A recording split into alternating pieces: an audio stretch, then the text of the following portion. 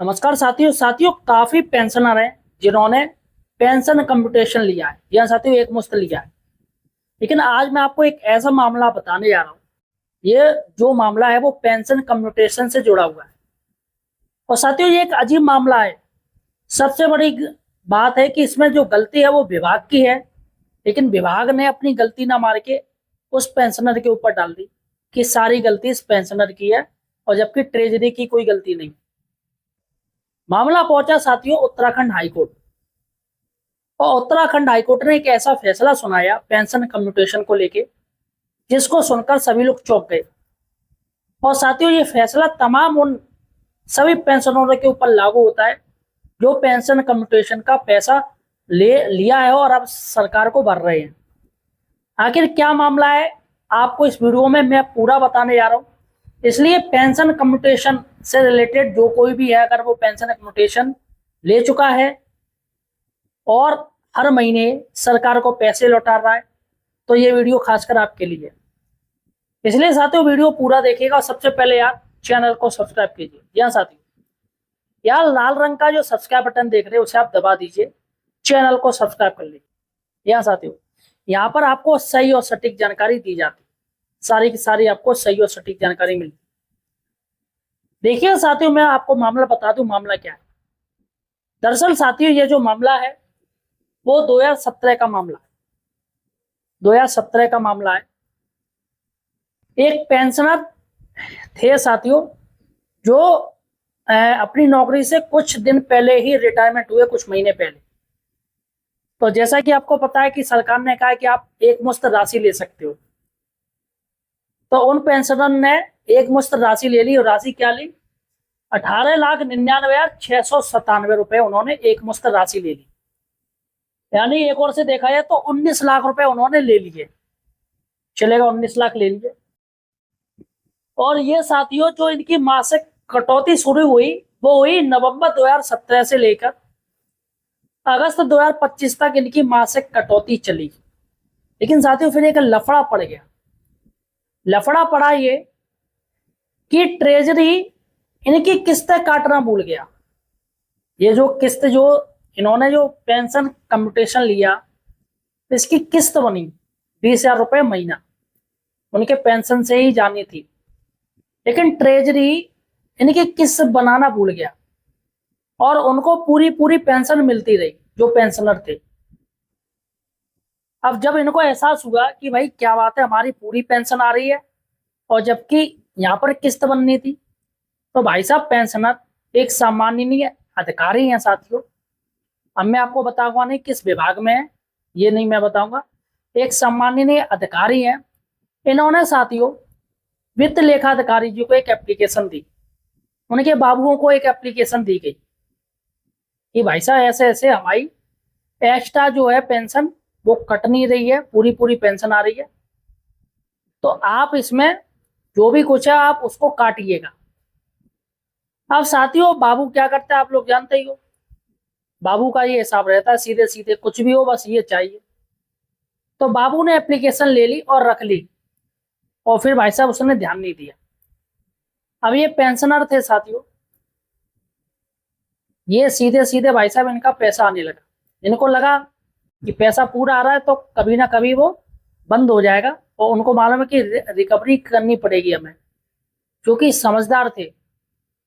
तो साथियों इनकी पेंशन ने मतलब जो कम्यूटेशन था वो कटना शुरू नहीं हुआ। फिर से ये गए एक बार विभाग को, फिर इन्होंने बताई। विभाग ने साथियों फिर से बाबू इसके चक्कर में, लेकिन कुछ नहीं मिला, पेंशनर ने कुछ दिया ही नहीं, भाई क्यों देगा। तो यहाँ पर ध्यान नहीं दिया गया। करीब 2-3 बार इन्होंने एप्लीकेशन दी जिस पर ध्यान नहीं दिया गया। अब हुआ क्या, जब ऑडिट हुआ, ऑडिट होता है, ऑडिट हुआ तो ऑडिट में ये नजर आया कि यहाँ पर पैसा कैसे हो रहा है कम।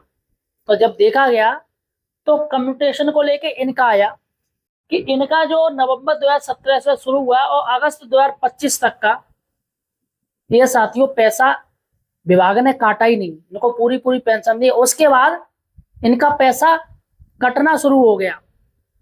लेकिन जब ऑडिट हुआ, ऑडिट में जाके अब जाके पता चला, 2026 में ऑडिट हुआ अगस्त 2025 तक का इनका मामला आ गया निकल के। नवंबर 2017 से लेके अगस्त 2025 का कब मामला आया?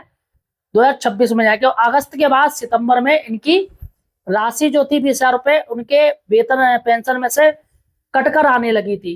लेकिन जब ऑडिट हुआ, ऑडिट के बाद जाके पता चला। अब बताइए इसमें गलती किसकी है? अब विभाग ने इनको नोटिस जारी कर दिया कि आप भैया, अब हम आपके जो पेंशन है उसमें से हम 40,000 रुपए हर महीना काटेंगे। भाई 20,000 तो इनका कट ही रहा था। अब चूंकि 20,000 जो थे वो पूरा वसूलने के लिए उन्होंने एडवांस इसमें कह दिया। तो पेंशनर थे भाई साहब, उन्होंने तमाम एप्लीकेशन दी, उन्होंने कहा भाई हमने जो किया वो सही है, हम क्या गलत है। तो ऐसे में पेंशनर पहुंच गए उत्तराखंड हाईकोर्ट। हाईकोर्ट चले गए और विभाग जो कार्रवाई कर रहा था उसको रोकने के लिए। तो हाईकोर्ट ने जब सुनी ये बातें, तो यहाँ पर साथियों हाईकोर्ट ने ये नहीं देखा कि गलती किसकी है, ये देखना चाहिए।